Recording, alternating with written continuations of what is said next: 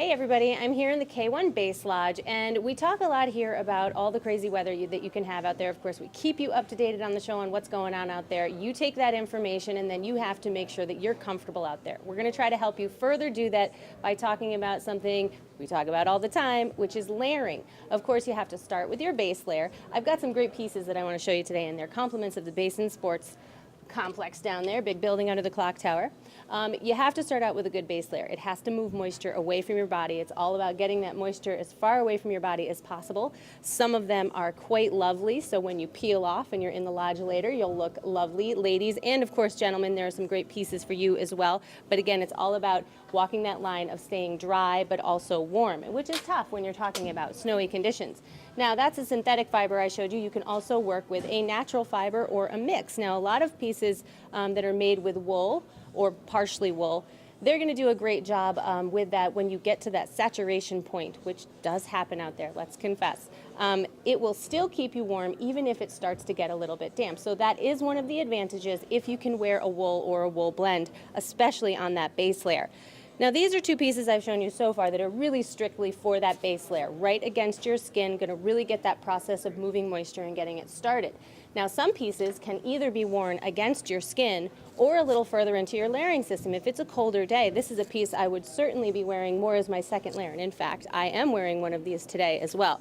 So this is the kind of piece that could go either way, but again, just making sure that it's lofty. This is going to trap lots of air. Trapping air is one of the ways that keeps you warm, and then making sure that that moisture moves farther away from your body, another thing that actually keeps you very warm. Again, dry is warm.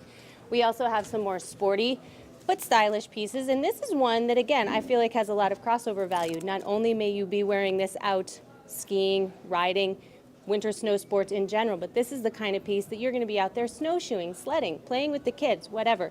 Definitely still want to keep it technical if you're out there with the cold snow where you know your temperature is going to be rising a little bit. So that pretty much covers the base layers and some of the great technology that you have there. You got to keep that going though. You can't suddenly fall off and throw cotton into the mix. That's your big no-no. Anything cotton or cotton blend, probably not a good plan. So you've got to work with something that's going to be a little bit more technical. Again, you can keep it fashionable. Don't get me wrong. Technical these days does mean very beautiful. As you can see, this great piece from Bogner. This is a piece that I would not only wear while I'm out there skiing as a layering piece, but definitely wear around town a little bit too. So beautiful, beautiful pieces. You can keep that real technical aspect going. Sometimes you just need a little bit of core warmth. As you can see, I'm wearing one full length. I need my arms, my extremities to be staying warm too because I tend to run cold. This is, again, narrowing it down to your core. You can also wear this as a piece maybe more toward your outerwear or as your outerwear when you get to the springtime conditions. But again, anything that's down is going to be super warm. The reason down is super warm, it traps so much air and moisture does move pretty well through it. Now, again, you're getting this toward your outer layer. You don't want a whole lot of moisture getting to this. That's why it's toward the outside. So let's keep talking about some fun technical stuff, and I'm going to start getting really fun over here.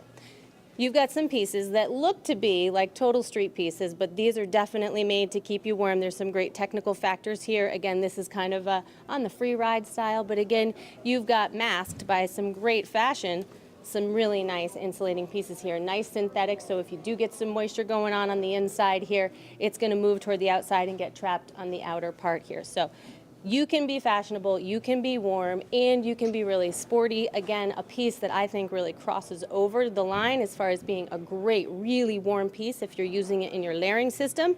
Super breathable, but also great for springtime. Again, when you need to make sure that we're talking major moisture management, not as much on the keeping warm side, but you got to stay dry in order to stay comfortable. This is one of those pieces. So ladies, if you run cold, this is part of your layering system. Then when we get to springtime, you've got a great little piece that you can wear a little more toward the outside. And when we talk about layering, we do talk a lot about all those base layers, and we're talking whether it's an insulated piece or a shell. But of course, if you are the kind of person who's wearing a shell, you do have to be even more mindful. So I brought one shell here. This is one of the lightest weight pieces out there. This continues the process. You're talking about a piece that actually has the ability to continue to move moisture. So when we keep saying we want that moisture to get away from your body, you don't want it to stop when it gets to your shell and then get trapped on the inside. You'll open your jacket, you'll actually find it could be a little wet in there. So this is the kind of jacket that actually moves moisture as long as it is in a vapor form, gets it right to the outside, and then it's waterproof from the outside. The cold air hits it, it condenses, it's now water, it can't get back at you. So again, keep it technical all the way to the outside, whether you're going with a shell or an insulated piece. Thanks again to the Basin for this. Now that I'm layered up, I'm gonna head outside and check out what we have.